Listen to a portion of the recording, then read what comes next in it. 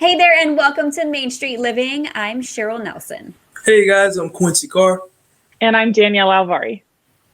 So, Danielle, Quincy, I can't believe we've been in this pandemic now for over a year. And it's kind of ironic that museums are asking people for items that they would put in a COVID-19 time capsule. Yeah. No. So, I mean, I don't know why you'd want to go and visit one of these. For me, I'd get PTSD, I think, later in life. But regardless, what items would you put in the time capsule?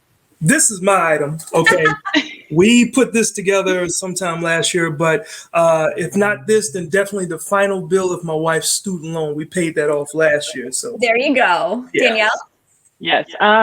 I think it would have to be my pajama bottoms. I think a lot of us didn't wear any real pants this year, and so they really carried me through this year. That's a good one. For me, it would be my collection of a million masks that I seem to have now. And also some toilet paper, because everybody remembers what it was like when we didn't have some TP. That was, we were actually worried what we were going to use when we go to the bathroom. But anyway, yeah, we've got another fun show coming up, guys. And I think a lot of people are ready to get on a plane, maybe go take a luxury vacation. Oh, yeah. And we're also celebrating Asian American Pacific Islander Heritage Month today as well. That's right. And we get to hear from our friends at UCSD Health again. And I know Cheryl is itching to get to this next segment. We're talking about ticks. You don't want to miss it. Stick with us right here on Main Street Living.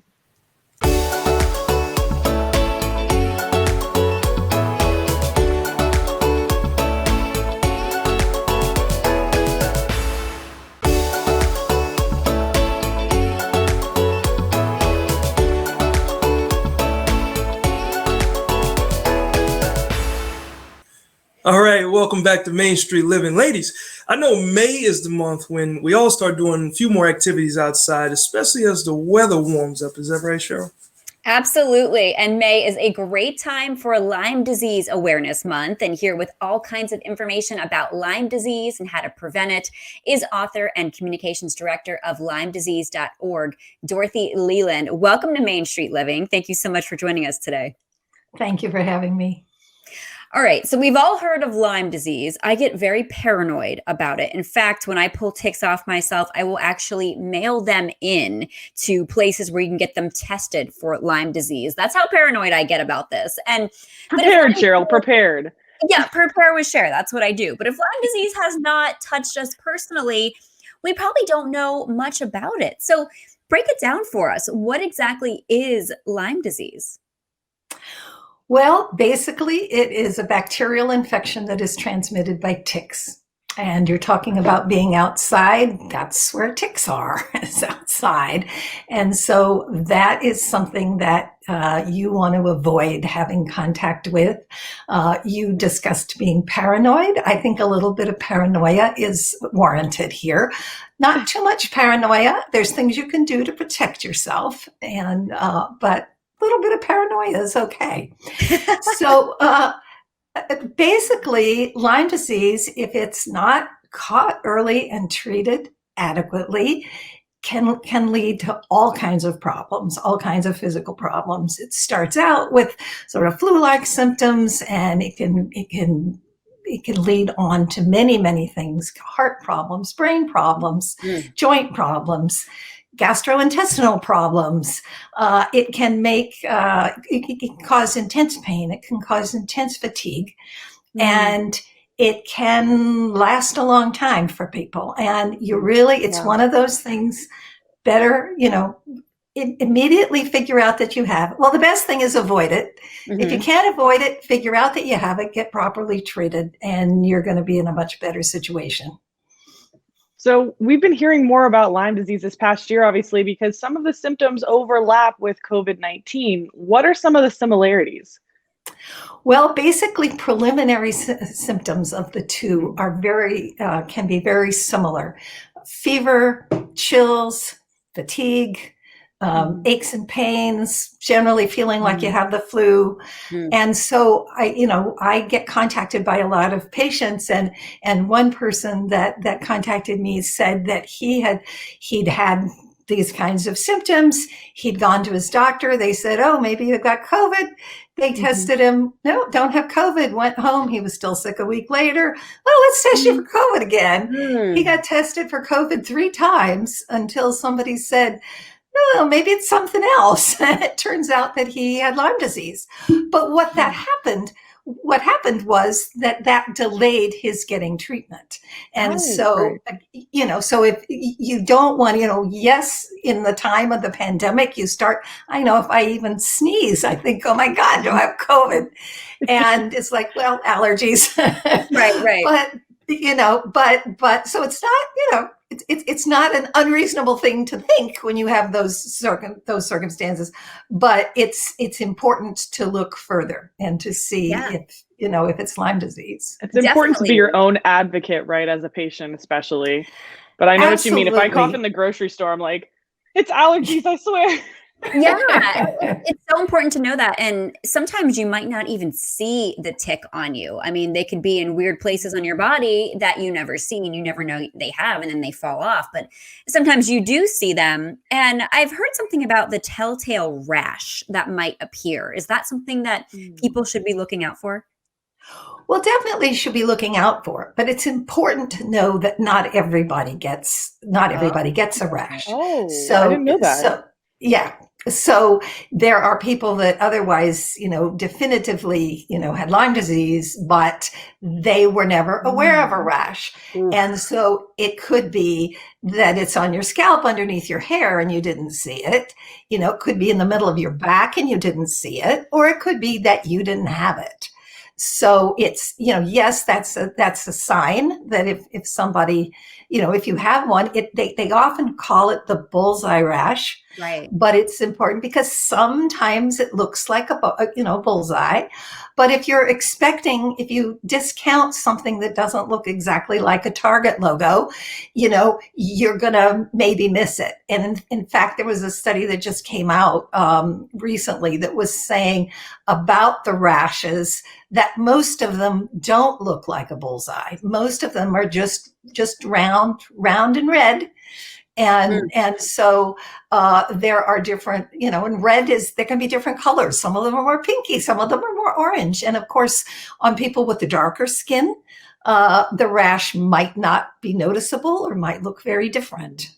Wow. And I know too, there are different types of ticks, and some are more prone to cause Lyme disease than others. And this is why whenever I get one, I mail it in and I pay the money to get it tested and find out what type of tick it is, because it really gives me that peace of mind.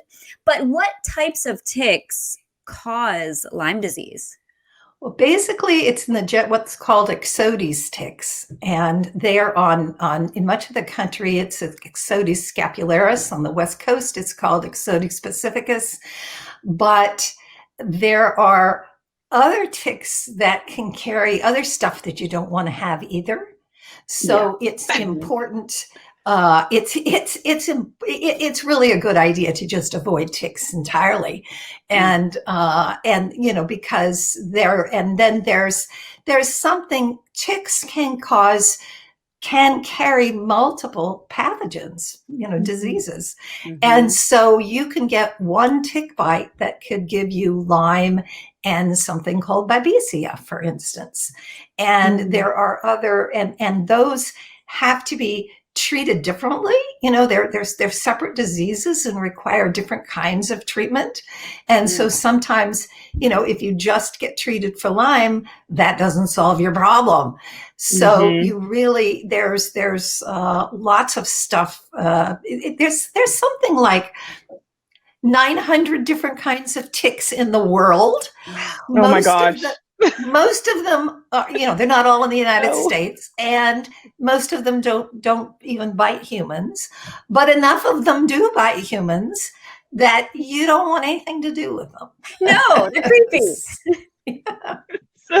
So I know we mentioned that you can find them outdoors. Where specifically outdoors? Because we can't just not go outside at all. And how do we protect ourselves and our families? Okay. Well, they've traditionally said, scientists have traditionally said, they're in long grass, they're in the woods, which is true. Depending on where you live, they could be in your backyard. I live in California. There was a big study that was just put out in the last week or so where they did a lot of testing at Northern California beaches and found them in the grass, like immediately adjacent to the beach. No. See, Southern California doesn't tend to have grass immediately adjacent to the beach, but Northern California has a lot of that. So the grass and scrub, what's called coastal chaparral, that they did a lot of testing around there. And so, and they found a high infection rate. They found Lyme infected ticks in, beaches that I have often gone to with my family. And, so there it's out there. In terms of protecting yourself, I always say that the most important thing is for you to recognize that this is a situation that's worthy of your attention. Yeah. So that you should, like you're thinking about it, that you should be aware of the possibility of ticks. In general, you don't, if you can take the path instead of going through, across a grassy field without the path, that would be a good choice to take. A lot of people work outdoors. And so, they're, maintenance workers or park rangers or, landscape surveyors, and they can't just say, oh, I'm not going to go across the grass. Right. And so there are things that you can do to protect yourself. And you can get clothing that is treated. First of all, you want to cover up as much as possible, which is a hard sell in the summertime when it's hot, but you cover up as much as possible with clothing. Your clothing can be protected with something called permethrin. You can spray it and it will last 5 washes. You can get it pre-treated. There's a company you can send it into and they will treat your clothing. I do this for a hiking outfit and it'll last 70 washes. Oh my God. And basically, so if I were an outdoor worker, I would have that done from my, if I had a uniform or something, I would definitely do that. You can get it at hiking stores. You can spray your boots. It's really highly recommended. Your feet is one of the places that ticks are likely to get their entry to you, and then they go up. So studies have shown that people that treat their footwear with permethrin have, and then walk through a tick area. I would not be one of the people that tested that. No, exactly. Anyway, that it works, that it works well. I mean, this stuff is all so great, and we are about out of time. I mean, we could talk to you all day about all of this, and I've had ticks on the back of my knee before that I flew on a plane with, didn't even know I had. So they can definitely get in some places and hang out for a while. So I always recommend doing a tick check when you come in from being outside too. Where can our viewers go for more information? Our website, LymeDisease.org, has a lot of information about protecting yourself and about symptoms. We have a symptom checker. If you want to find out, kind of match what you're feeling with what's the possibility out there, and just a lot of other information. So I recommend that. Great stuff. Thank you so much. Thanks, Dorothy. Thank you. All right, stick with us. Coming up next, we have lions, we have tigers, and we have lanterns. You don't want to miss it.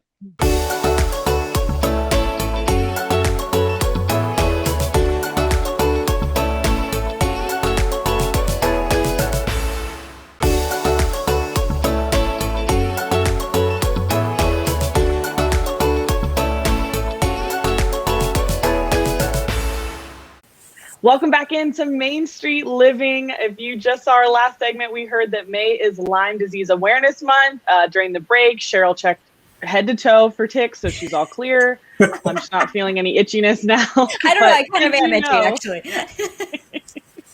Did you know May is also Asian American Pacific Islander Heritage Month? That is correct. And what better way than, to celebrate than to enjoy spectacular Asian art forms alongside exotic animals and, of course, delicious food and drinks. I'm sold. I want to experience this. So let the celebration begin. We are at the entrance of our new Asian Lantern Spectacular. Brand new event for us, our first time we're doing a cultural event here at Roger Williams Park Zoo, and we're so excited about it. Asian Lantern Spectacular is this gorgeous, all-immersive, multicultural event that we're having for the first time here at our zoo. We have these gorgeous displays that are all throughout the zoo. For this zoo, we created special lanterns representing the animals from all the continents, from zebra to cheetah, and the animals in Africa, and also flamingos in South America, and also some Oceania animals. The entire zoo is filled with either life-size or larger-than-life animal sculptures, all sorts of beautiful flowers, different art sculptures. The lanterns originated about 2,000 years ago from the worship of Buddha. Over the years, it has evolved into large-scale events like this. Basically, we use the modern material on the ancient lantern-making skills. And they're all made out of steel frames, and they're covered in hand-painted silk, and they're filled with lights, and they just have this beautiful glow at nighttime. So they really just come to life at night. We found a wonderful partner in Hanart Culture. They've been absolutely wonderful to work with. They produce all the lanterns, they come up with the design for the layout to tell a story, and they've just been wonderful to work with, and we're just really looking forward to continuing this relationship. It took about 18,000 man-hours to create all the exhibits. It's just gorgeous to see from start to finish the work that they're doing here, and it's just been really beautiful to watch. This is really the first event where we're actually opening up as a walkthrough. I think it's a great opportunity for families to come out and breathe some fresh air in the outside environment and enjoy a tour in the world of illumination. All the proceeds benefit all of our mission as far as education, animal care, and conservation. We really expect this as a cultural event to really just grow year after year. I'm so happy that so many Americans appreciate the foreign culture, and we're so glad to share our heritage with Americans, just like how Americans share culture with the world. This event just allows you to step outside of everything else that's going on in your lives and really experience something that's truly magical. You guys, I cannot believe that is their first time hosting that event. Those lanterns are unbelievable. I can't even believe. I've always wanted to see something like that. So cool. Yes. And inside a zoo too. So what a cool component there. Yeah, and the show will be on display at the Roger Williams Park Zoo in Providence, Rhode Island through the 4th of July as well. So that's pretty cool. Cheryl's gonna have to get in that old car and take a road trip. Yes, I was getting ready to say, you read my mind. Main Street Living road trip. We'll all have to meet up, and you can find all the details at rwpzoo.org. All right, coming up next on Main Street Living, if you are looking for the best healthcare, don't miss this next segment. We will tell you about one of the top cancer care centers. That's coming up.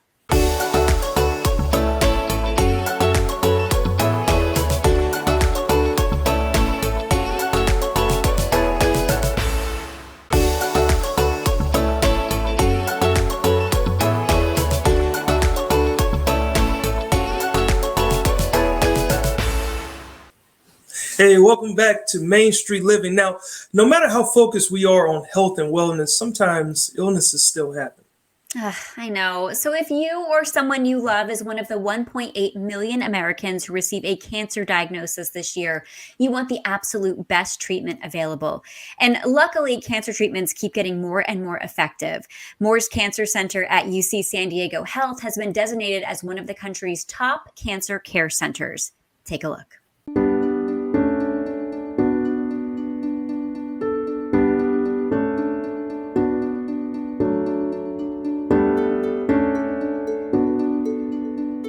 Moore's Cancer Center is the only comprehensive cancer center in San Diego, which has NCI designation, which NCI stands for National Cancer Institute.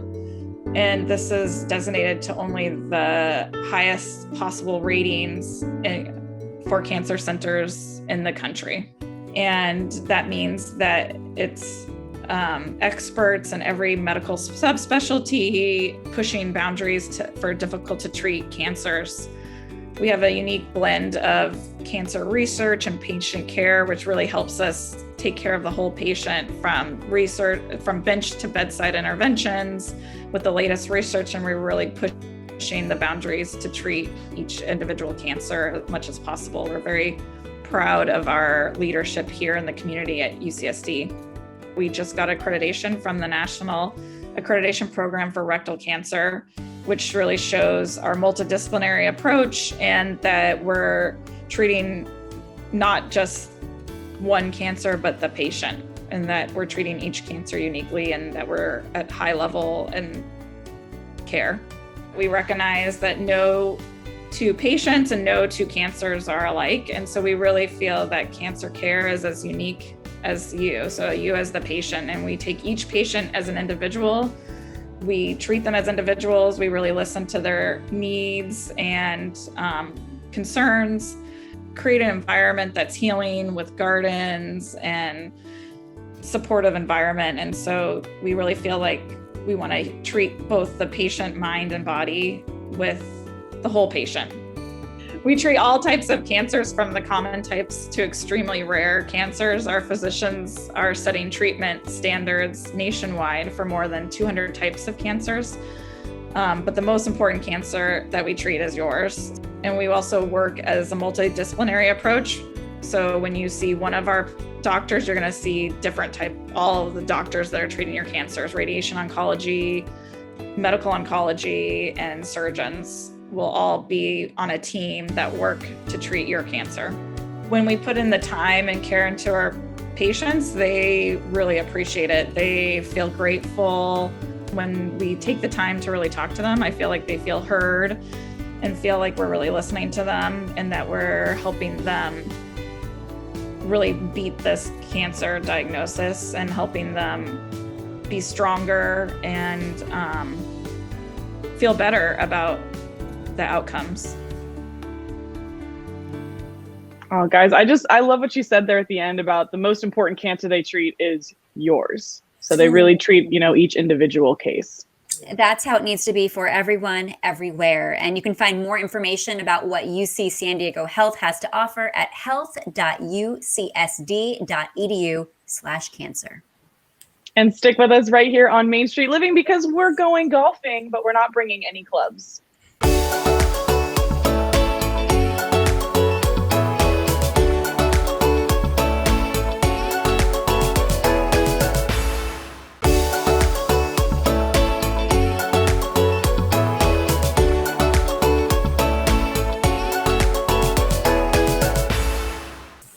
Welcome back to Main Street Living. All right, Danielle, Quincy, during the pandemic, many of us have turned to new socially distanced activities to help pass the time. Definitely. And if you're looking for an activity that provides a physical and a mental workout, it's inexpensive and it's something you can do throughout your life. Oh, and it also, of course, has to be fun. Disc golf may be the perfect fit. Check this out. Disc golf exploded in the last year because of the pandemic. Everybody wanted to be outside and kind of play a sport and be active. One of my high school friends showed me disc golf. I had no idea what it was, and first time I went disc golfing, I saw a hole-in-one, also known as an ace, and ever since I saw that, I was like, I want to do that. Then 3 or 4 months later, it happened to me. Then ever since that, I've been hooked. I would go ahead and bet that Kester probably did, as Castro has long range. Oh, wow.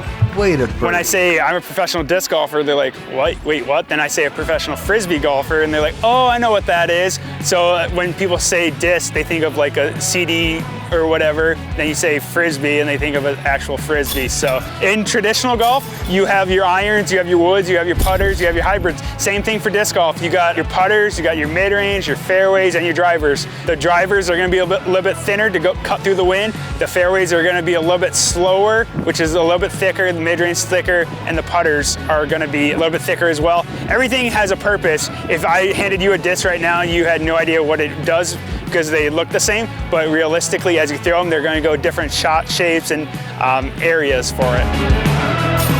Just like ball golf, traditional golf, you have to putt. Disc golf, same way. I am using a putter, a little bit thicker, and it's a little bit slower, so it's going to not fight through the wind as much.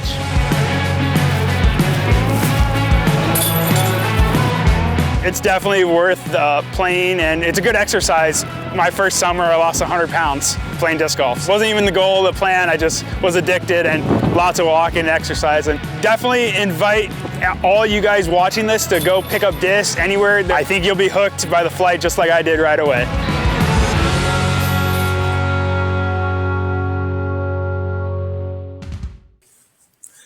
Wow. One thing I could tell you, Cheryl, because I think I heard you say it sometime before, it's not a Frisbee. You better not ever call it a Frisbee. It's a disc.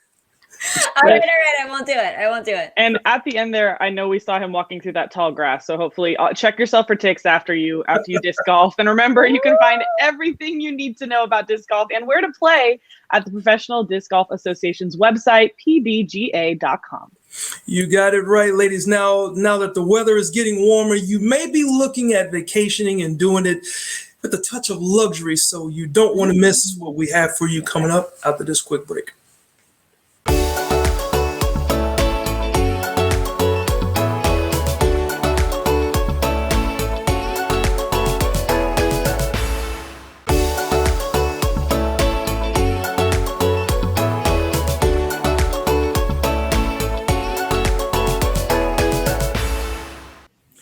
Welcome back into Main Street Living. You guys, after spending a year quarantined in our homes, many of us are just dreaming about getting out there and taking that first vacation. Yeah, you hit the nail on the head there, Danielle, dreaming. But as the world is starting to reopen, of course, the process of travel has changed with many different restrictions and safety protocols. And although we may be thinking about going on that next big getaway with friends and family, we just want to celebrate making it through the past year. So here are some tips to show how we can make our next trip the best one yet. And we have joining us Violet and Jerron Dennis with SoFlo Luxury Bookings. Welcome to the show, you two. Hey there. Hi. All right. Well, great to see you. Violet, I'll start with you. As we start venturing back out into the world, why is it useful to have help from a travel professional? A travel professional can help ease your mind when you're kind of short of time or pressed for time. A lot of us usually juggle many different hats and responsibilities.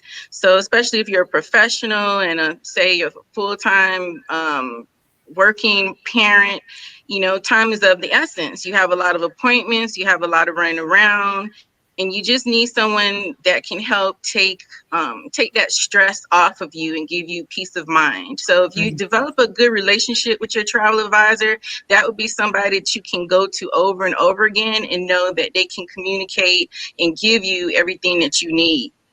Nice. Yes, I love having that and having somebody who knows more than I do about where I want to go and traveling different places. So what are some travel trends that you're seeing now coming out in 2021? Well, surprisingly, RV campers are coming back. So this was something we saw a long time ago, and you had people going to campgrounds and visiting national parks and whatnot. And because of COVID-19, being out in the fresh air is definitely much more safer than being in a confined environment. So the RV industry has actually picked up recently, and we have more families returning to this long ago tradition. Wow. So people are getting out more. And Jerron, with everyone concerned with safety, as we start traveling again, what are some of the ways that you would suggest for clients to stay safe? Some of the ways that I would suggest that clients are to stay safe in this time that we're in is to travel in small groups, and also know the destination that they're going to, know the rules and regulations that are set in place to keep the people safe. Okay.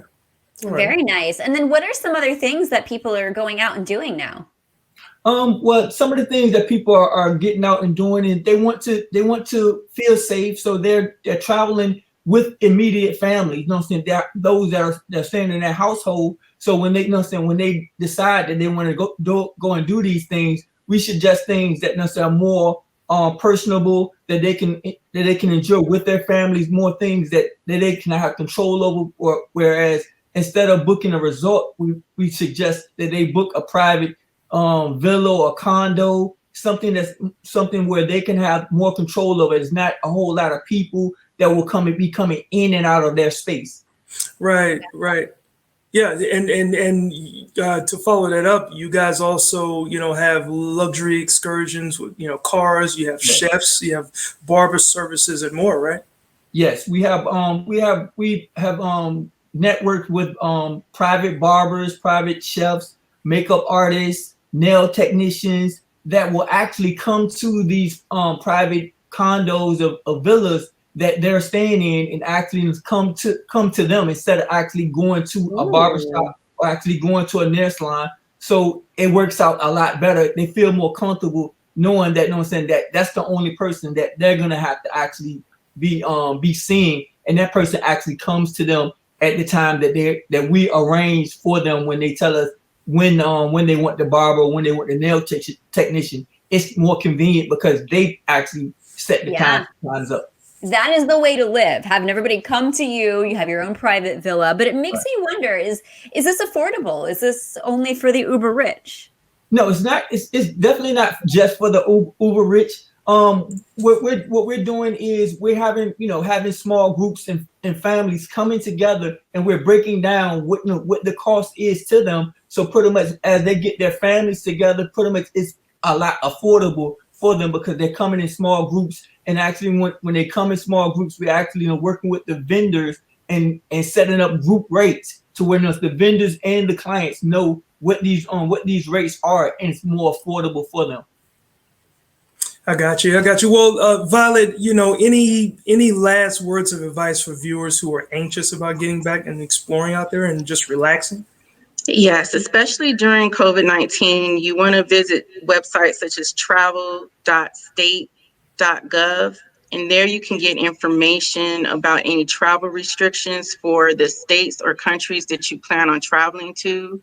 Something else to note is that your vaccinations, keeping that paperwork, keeping track of that is very important, as well as you are required to get tested at least 3 days prior to your departure by airplane. So you want to make sure that you stay on top of that. Some places allow you to schedule your appointments for your family. If they're not all walk-in. And, you have to keep track of that paperwork and make sure you bring it with you, because you have to have proof of vaccination and proof of the negative COVID test results.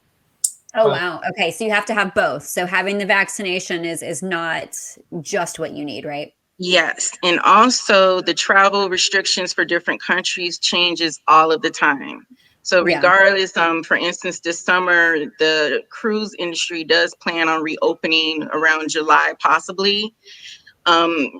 You still want to stay on top of what those restrictions are and how that's going to affect your trip. Another thing about your big trip planning, whether it's family or, a special occasion with your spouse, or a group trip with your company, you want to make sure that you are also on top of anything that may change. And also you want to get trip insurance for your travel, because if you do end up having to reschedule your trip, you cannot do that without having the trip insurance. Yes. Always a good thing to have there. And information from where we can get in touch with you. We're going to add that to the screen. Guys, thank you so much for joining us today. We really appreciate it. Thank you for having us. No problem. Well, Quincy, coming up next, shopping for a new car? Why not consider a vehicle that is also good for the planet? So we will explore electric and hybrid vehicles coming up. You don't want to miss it.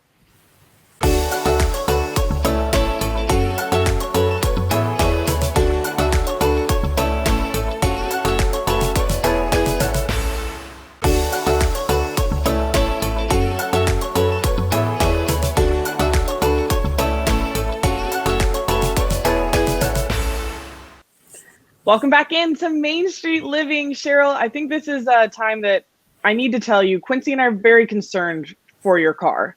No, come on. I know. We my are. We're worried about you. It has 340,000 plus miles on it. I know, but I take good care of it. It's doing well. And guys, I'm all about getting the most out of my car before trading it in. However, if you think it's time for a new car, you may be curious about getting an electric or hybrid car, which will probably be my next car. But what is the difference between these two, and which one is a better fit for you? Well, Brian Moody with Auto Trader has some helpful tips. Take a look.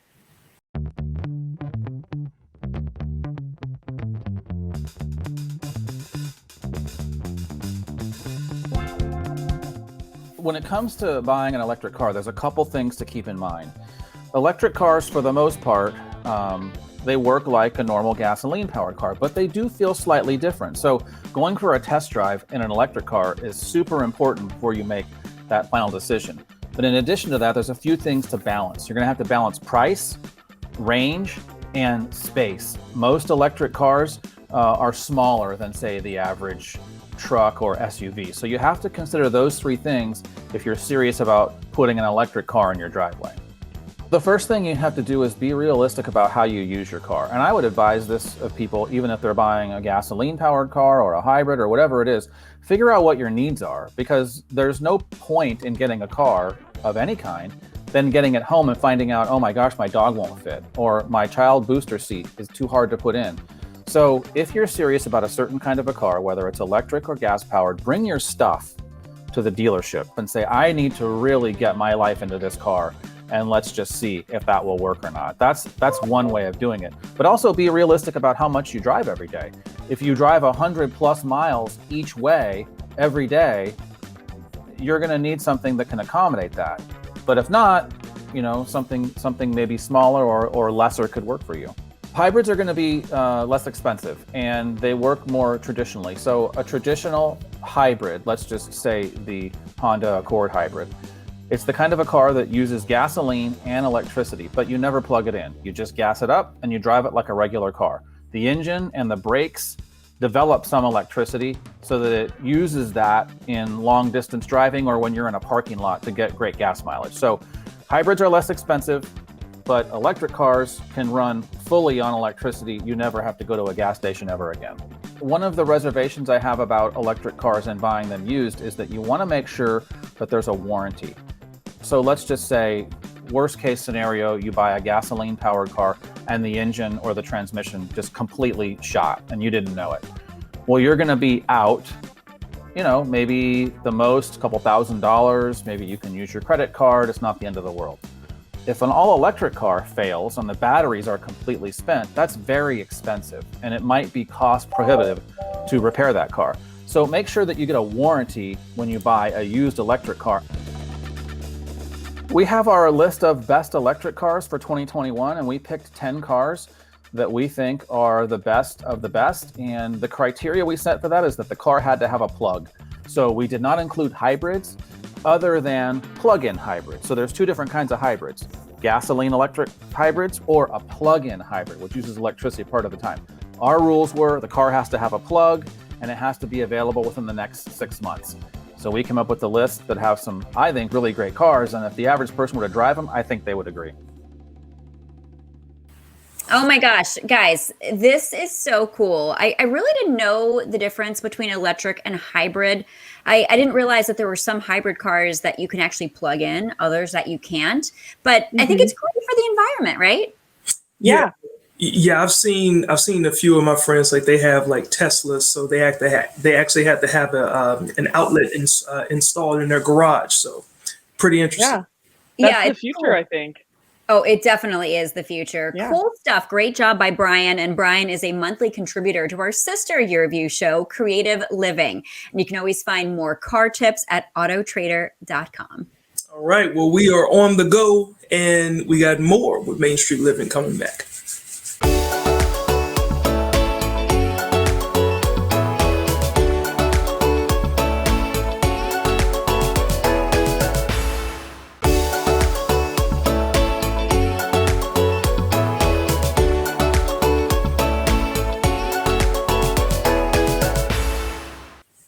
Welcome back into Main Street Living. Another great show, you guys. Every week I learn something on our shows. And today I learned that I can't go outside in tall grass anymore. Oh my gosh. I know. The ticks give me the heebie-jeebies. And you got to make sure whenever you get them off you, use the tweezers. Make sure you get the head out. You don't want to leave the head in there. Yeah, you definitely can't do that. And as far as the whole disc throwing golf, I have that game on my PlayStation, so I think I'm gonna get back to playing it. It's pretty fun. Oh, yeah, who needs to go outside? Yeah, great. We're all gonna become hermits now. Right. Well, if you're gonna be on the go, you can catch us on the go because you can catch us on our Contour app at any given time on your mobile. Or if you want to be a hermit. Or just watch us at home. You can catch new episodes of Main Street Living weekdays, Monday nights, 9 p.m. local time. So make sure you catch us then as we take another stroll down Main Street.